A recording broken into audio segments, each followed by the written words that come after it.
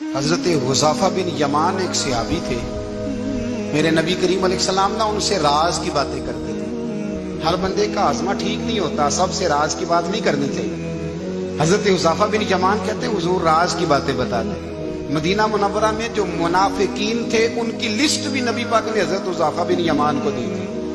جب کوئی مشکوک آدمی مر جاتا نا تو صحابہ کہتے ہیں ہم دیکھتے اگر حضرت حذیفہ نے جنازہ پڑھا ہے تو ہم بھی جنازہ پڑھ لیتے۔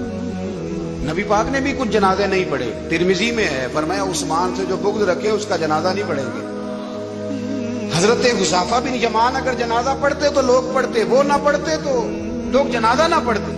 حضرت حذیفہ بن یمان کہتے ہیں جناب عمر فاروق کی خلافت کے آخری ایام تھے، کچھ دنوں کے بعد وہ شہید ہو گئے۔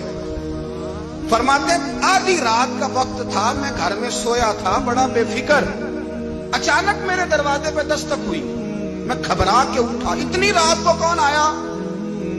کہتے قربان جاؤں، دروازے پہ گیا تو امیر المومنین فاروق اعظم دروازے پہ۔ میں نے کہا عمر کوئی حکم تھا تو مجھے بلا لیتے۔ کہنے لگے میں نا امیر بن کے نہیں آیا، تیرا ویر بن کے آیا ہوں۔ امیر المومنین کی حیثیت سے سرکاری کام سے بلاتا تو وہاں بلاتا، مجھے ایک ذاتی کام پڑ گیا۔ کہتے میں نے عمر کو گھر کی اندر بلا کے چارپائی پہ بٹھایا، میں نے کہا حضور میں غریب آدمی، میں کیا آپ کے کام آ سکتا ہوں؟ تو کہتے ہیں انہوں نے نا مجھے ساتھ بٹھا لیا، پھر میرا ہاتھ پکڑ لیا، کہنے لگے تو عمر کو جانتا ہے؟ عمر جھوٹ نہیں بولتا، تو جانتا ہے عمر وعدوں کا پکا ہے؟ کہا حضور جانتا ہوں۔ کہا میں اس وقت آیا ہوں جب دیکھ بھی کوئی نہیں رہا۔ حضرت حذیفہ بن یمان کہتے ہیں پریشان ہو گیا، حضور پہلیاں نہ بجھوائے، مہربانی کر بتائیں کدھر آئے ہیں؟ حضرت عمر فاروق فرمانے لگے 62 سال کا ہو گیا ہوں، 63 میں چل رہا ہے، داڑھی سفید ہو گئی ہے، پھل پک گیا، اٹھ فریدہ ستیا، داڑھی آ گئی دور، اگا نیڑے آ گئی، پیچھا رہ گئی دور، اب قبر حشر کا معاملہ صاف نظر آنے لگا ہے۔ کہا حضور مجھ سے کیا چاہتے ہیں؟ حضرت عمر رو پڑے، کہنے لگے آج میں عشاء کے بعد نکلا ہوں تو نبی پاک کے صحابہ مجھے نیک کہہ رہے تھے، پھر میں نے بچوں کی ماں سے اور بچوں سے بھی پوچھا ہے، وہ بھی مجھ سے راضی ہیں، پر حذیفہ تیرے ساتھ نبی پاک راز کی باتیں کرتے تھے، سچ بتا کہیں عمر کا نام منافقوں میں شامل تو نہیں؟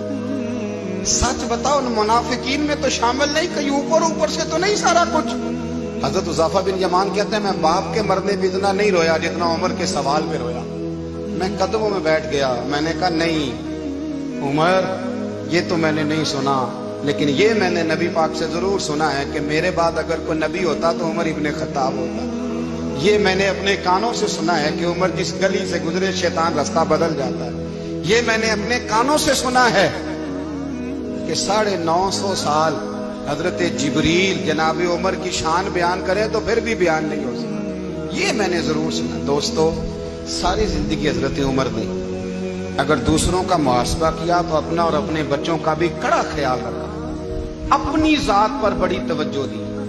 جو لوگ اپنا بھول جاتے ہیں نا، ہمیں اپنی صحت کا بڑا خیال ہے لیکن اپنی روحانی زندگی کا کوئی خیال نہیں ہے، قلبی زندگی کا کوئی تصور نہیں ہے۔ آپ یقین کریں موٹا آدمی کمزور ہونے کے لیے جدوجہد کر رہا ہے، کمزور طاقتور ہونے کے لیے، لیکن جس کو کتنے دن بیت گئے اللہ رسول کی یاد میں رویا ہی نہیں، کتنے دن بیت گئے نہ سننے کو دل ہی نہیں چاہا، جسے مہینوں بیت گئے اور قرآن پاک کی طرف نظر ہی نہیں گئی، وہ فکر مند ہی نہیں۔ زندگی زندہ دلی کا نام ہے، مردہ دل کیا خاک جیا کرتے ہیں؟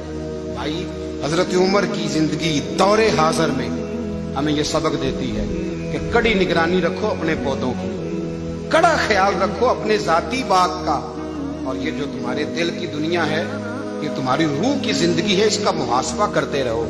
نبی کریم علیہ السلام نے فرمایا اپنا حساب خود کر لو قبل اس کے کہ تمہارا حساب کیا جائے۔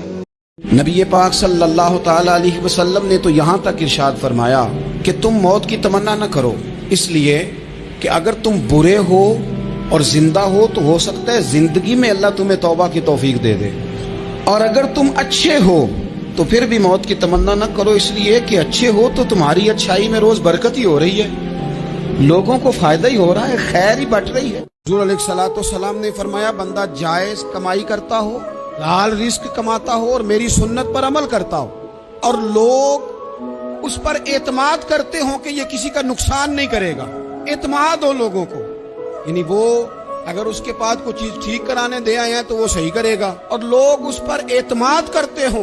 हुजूर फरमाते हैं मर्द हो या औरत हो, रब उसे जन्नत अता करेगा। जिनके शर से लोग बचते हो, एतमाद करते हो कि ये किसी को तकलीफ